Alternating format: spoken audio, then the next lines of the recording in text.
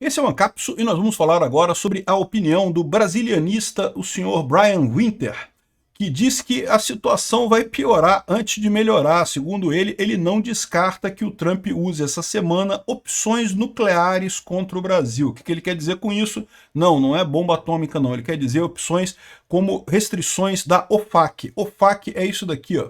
O Office of Foreign Asset Control, é o escritório de controle de ativos estrangeiros, e vários países têm sanções na OFAC. Afeganistão, Balcãs, Belarus, Bruma, a República Central Africana, chineses, militares chineses, um monte de gente, Cuba, um monte de restrições aqui, né? E o que essas restrições podem ser?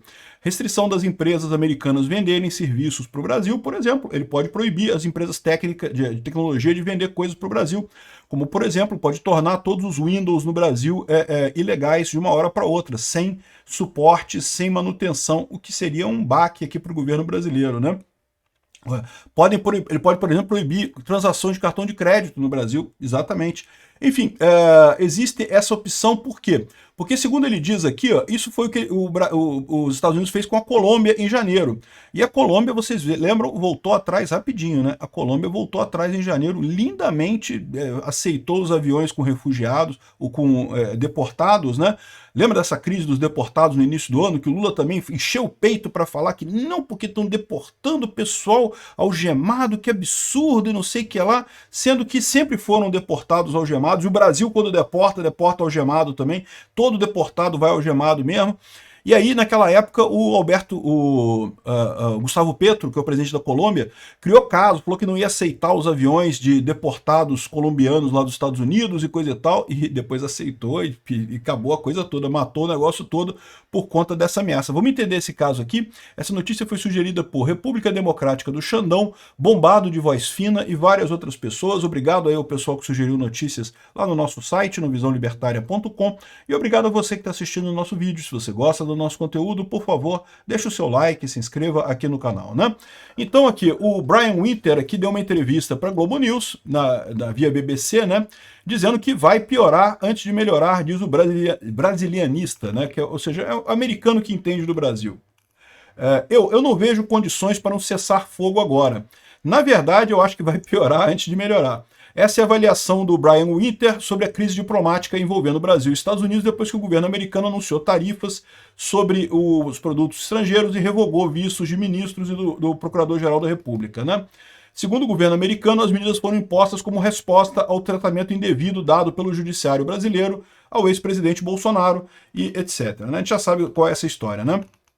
Bom, esse cara, Brian Winter, viveu 10 anos na América Latina, no Brasil, e é editor-chefe de várias revistas e coisa e tal. E ele diz que não há sinais de que Donald Trump possa recuar nas medidas adotadas até agora e diz esperar que nos próximos dias mais sanções contra o país ou autoridades sejam anunciadas. Para o Winter, dois motivos explicam a suposta persistência do Trump em atingir o Brasil. O primeiro é o baixo custo do embate com o Brasil. Como eu falei para vocês, os Estados Unidos quer fazer do Brasil um exemplo, porque a preocupação deles mesmo é a Europa. Eles querem fazer do Brasil um exemplo de o que acontece com um país que começa a tentar censurar a rede social, a proibir as big techs americanas de agir, esse tipo de coisa, né? Então aqui, minha impressão é que a Casa Branca vê o Brasil como um alvo perfeito de baixo custo. Eles veem pouco ou nenhum prejuízo para o Trump nesse confronto, ao contrário do que seria um confronto com a Europa, né? Lembra, o Brasil, os Estados Unidos é o segundo maior comprador de produtos brasileiros e também vende muita coisa para o Brasil. Mas o Brasil para os Estados Unidos é praticamente irrelevante, não tem nenhuma relevância, né? Tem muita gente aqui no Brasil dizendo também que, se a gente não puder vender para os Estados Unidos, a gente vai vender para outros lugares, vamos reorientar o comércio mundial e coisa e tal. E esse pessoal está errado. Mas, enfim, para os Estados Unidos, o Brasil não afeta nada. E não tem um peso brasileiro lá nos Estados Unidos que não seja de direita, né? Até tem democratas que apoiam a esquerda brasileira, mas não é alguma coisa com que ele se preocupe. O Brasil é um alvo de baixo custo. Ele quer dar uma lição na Europa. E o Brasil, né, entrou nessa por quê? Porque o Lula e o Alexandre de Moraes decidiram pagar de macho, né, fingir que é macho. Segundo motivo na avaliação de Winter é que Trump levou o caso brasileiro para o lado pessoal. o Trump enxerga o caso Bolsonaro como um espelho da sua própria situação nos Estados Unidos, o que é verdade. É um espelho quase perfeito. Para pensar, o pessoal aqui no Brasil seguiu o roteiro dos democratas lá nos Estados Unidos. A mesma coisa, né? Fizeram o que puderam para ganhar a eleição, botaram o dedão na balança lá para ganhar a eleição. Não estou dizendo que roubaram e coisa e tal, mas botaram o dedão na balança lá, forçaram a barra para ganhar lá nos Estados Unidos e aqui no Brasil também. O que foi um erro, porque no final das contas elegeram presidentes fracos, presidentes que não têm poder, que não conseguem governar de verdade. O Biden lá nos Estados Unidos ficou 4 anos pato manco, o Lula que já está pato manco há um tempão também. Assim como o Bolsonaro, o Trump também chegou a ser investigado por seu suposto papel na invasão do Capitólio. E o 8 de janeiro aqui no Brasil foi uma imitação do Capitólio, tá mais do que na cara. O pessoal aqui no Brasil, não, vamos fazer igual aos Estados Unidos, vamos deixar esse pessoal quebrar tudo, que aí a gente tem um caso contra eles, para acusar eles de um monte de coisa, né? Aqui, ó, o Inter alerta que o confronto entre os dois países pode se intensificar caso Bolsonaro seja preso. Exatamente, né? Aqui, ó, o presidente Trump parece ver nessas lutas em termos pessoais, ele acredita que há paralelos quase perfeitos entre o que ele viu como perseguição criminal contra ele e o caso que Bolsonaro está enfrentando, o que ele faz sentido, ele tem razão, é isso mesmo. O que aconteceu lá nos Estados Unidos é o mesmo que está acontecendo aqui no Brasil. A população está se movendo para a direita, a esquerda, desesperada para manter seu poder, apela para o judiciário, que é a única coisa que sobrou. Perderam o executivo, perderam o Congresso. Quer dizer, agora ganharam o executivo de novo, mas tinham perdido o executivo e o Congresso lá entre 2018 e 2022, né? E agora, o que sobrou? Sobrou o judiciário. Se apegaram ao judiciário para tentar impedir a volta da direita aqui no Brasil e lá nos Estados Unidos também. Lá nos Estados Unidos, felizmente, eles têm uma estrutura democrática um pouco mais resiliente que a nossa. Embora tenham havido condenações do Trump, críticas e não sei o que lá, não sei o que lá, ele se candidatou e conseguiu ganhar as eleições. E Bolsonaro, eu tenho certeza que por mais que eles façam essa monte de processos contra ele, no final das contas, Bolsonaro se candidatando em 2026 vai ganhar com certeza. E isso acontece, eu acho que o Trump usará todas as suas ferramentas à sua disposição. Ou seja, o Trump está vendo a briga como uma briga que ele também tem lá nos Estados Unidos. É uma briga do Trump que o Lula e o Alexandre de Moraes compraram, né?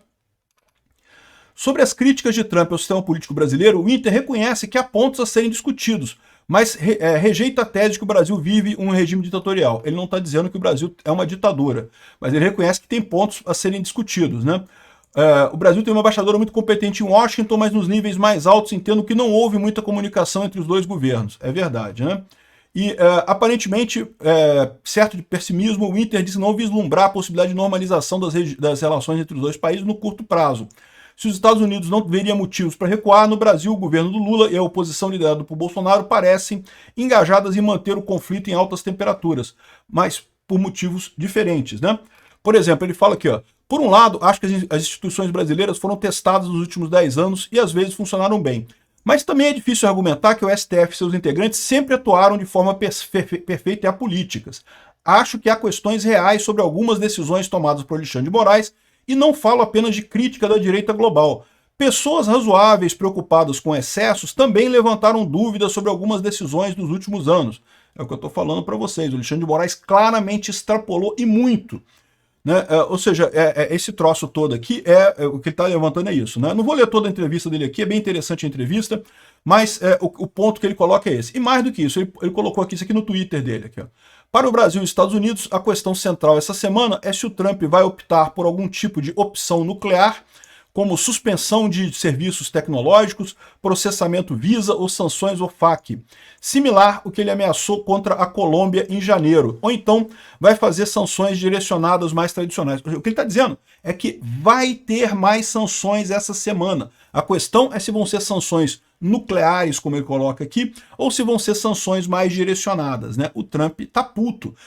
Só a suspensão do visto do pessoal do STF não parou não, né?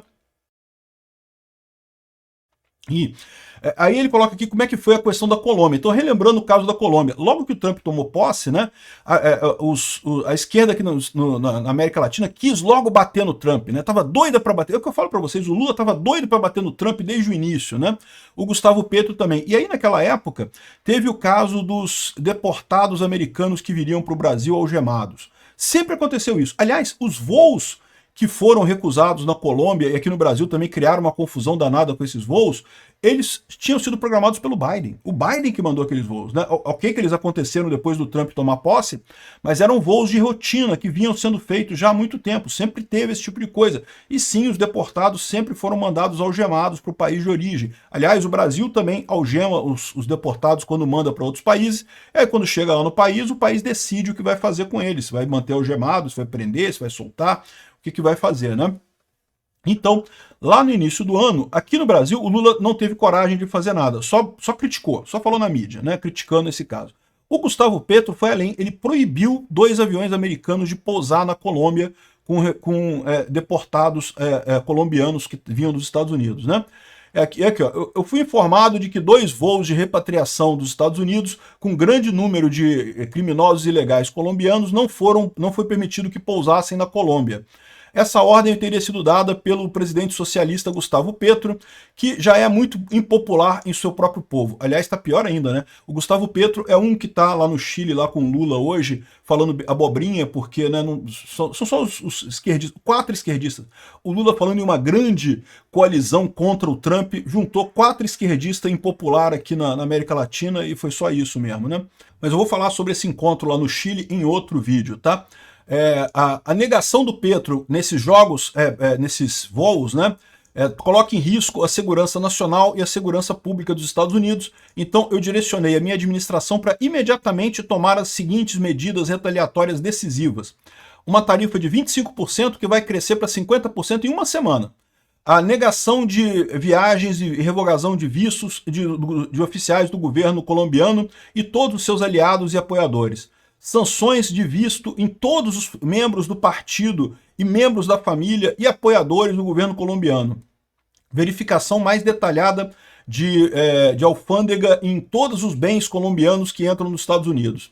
E aplicar o IEPA, sanções bancárias e financeiras a serem completamente impostas. Essas medidas são só o começo. Nós não vamos permitir que o governo colombiano viole a obrigatoriedade legal que ele tem de receber repatriados lá da Colômbia, né? Então, ou seja, isso daqui foi o que ele ameaçou. O que aconteceu em seguida? O Petro botou a viola no saco, falou, não, tudo bem, desculpa aí, seu Trump, vamos receber os voos e coisa e tal. O Lula também falou um negócio desse, né? Não, mas a gente só vai receber agora em Fortaleza, não vamos receber mais em Brasília ou em Belo Horizonte, né? Que era onde... Por que isso? Não tem lógica nenhuma, só prejudicou o pessoal. Antes o pessoal era solto em Brasília, em Belo Horizonte, agora é solto lá em Fortaleza, tem que pegar voo aqui no Brasil para ir para o lugar que eles forem, né? Mas enfim. Ou seja, voltar atrás. Por quê? Porque principalmente esse último item aqui, o que ele está falando que são as opções nucleares, né? Que é as sanções financeiras e bancárias contra a Colômbia. Ele ameaçou, o Petro voltou atrás. Talvez ele faça essa mesma ameaça agora contra o Brasil. Ele bote o Brasil aqui nas sanções do OFAC, Office de Controle Escritório de Controle de Ativos Estrangeiros, né? Tem já um monte de países aqui com um monte de sanções na Líbia, o Brasil não está aqui ainda, aqui, ó. A, B, C, Brasil por enquanto não está aqui nessa lista, pode entrar agora, pode entrar essa semana, né? Ele tá dizendo aqui que não vê, que vai ter retaliação americana, pode ser só mais tarifa ou pode ser coisa muito pior depois da ação contra Bolsonaro na sexta-feira. Aqui, ó, Haddad diz que esse prazo para negociação com tarifas pode se esgotar sem resposta dos Estados Unidos. Esse pessoal parece que está vivendo no mundo da lua, achando que estão negociando com o Trump assim, que não, é só uma questão de negociar e coisa e tal. Não, meu amigo, enquanto tiver essa perseguição contra Bolsonaro, podem continuar fingindo que estão negociando aí, estão conversando com poste.